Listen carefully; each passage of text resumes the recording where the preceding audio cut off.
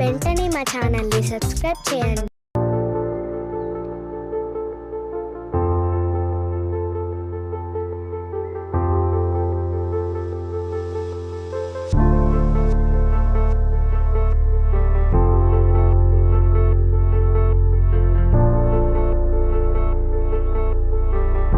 వరద ముంచెత్తుతుంది. Last year ఇదే టైంకి మనం ఇలాగా 2,30,000 దాటితే 5,000 ప్రారంభించింది. మనం మార్నింగే మీడియా ద్వారాగా ఈ సంఖ్యల ప్రాంత ప్రజలందరికీ రిక్వెస్ట్ చేయడం జరిగింది.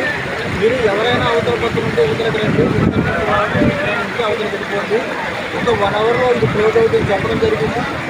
ఇప్పుడు అదే జరిగింది. ఇప్పుడు 3 సార్లు ట్రాఫిక్ మొత్తం ఆపడం జరుగుతుంది. హైవే అంటాను ఇప్పుడు విజయవాడ హైదరాబాద్ హైవేలో ఏదైతే కీసర బ్రిడ్జ్ దాటిన తర్వాత ఇక్కడ ఇండోర్ ఎప్పుడైతే వస్తుందో ఆ బోట్స్ వెహికల్స్ కూడా బై విట్నెస్ ఎవరైనా 2 వీలర్ కానీ 4 వీలర్స్ కానీ సాహసం చేసి ఆ స్పీడ్కి మళ్ళీ అలా వెళ్ళిపోతే ప్రాణం పోయే పరిస్థితి ఉంటుంది. అటువంటి ఎవరో చేయొద్దు, సాహసం చేయొద్దు.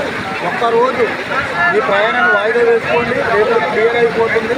ఎందుకంటే కృష్ణా రివర్ కూడా అదిలో వెళ్ళడం వల్ల ఇండియా నుంచి వచ్చే వరద కృష్ణా రివర్లో స్పీడ్గా వెళ్ళకపోవడం వల్ల ఇది బాగా ఎక్కువ ఫ్లోటింగ్ పెరుగుతుంది. కాబట్టి మీరు అర్థం చేసుకుని మీకు మా ప్రభుత్వానికి సహకరించాలని కోరుతున్నాం. ఎప్పటికప్పుడు కంచెల గ్రామంలో అందరినీ అలర్ట్ చేయడం జరిగింది. అక్కడ రిహాబిలిటేషన్ సెంటర్ కూడా ఏర్పాటు చేయడం జరిగింది.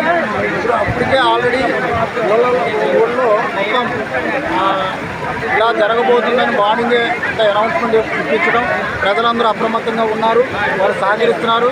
ఇంకా ఏదైనా ఇబ్బందులు ఉన్నా మా దృష్టికి తీసుకొస్తే ఇమ్మీడియట్గా వాటిని రెస్క్యూ చేస్తాం.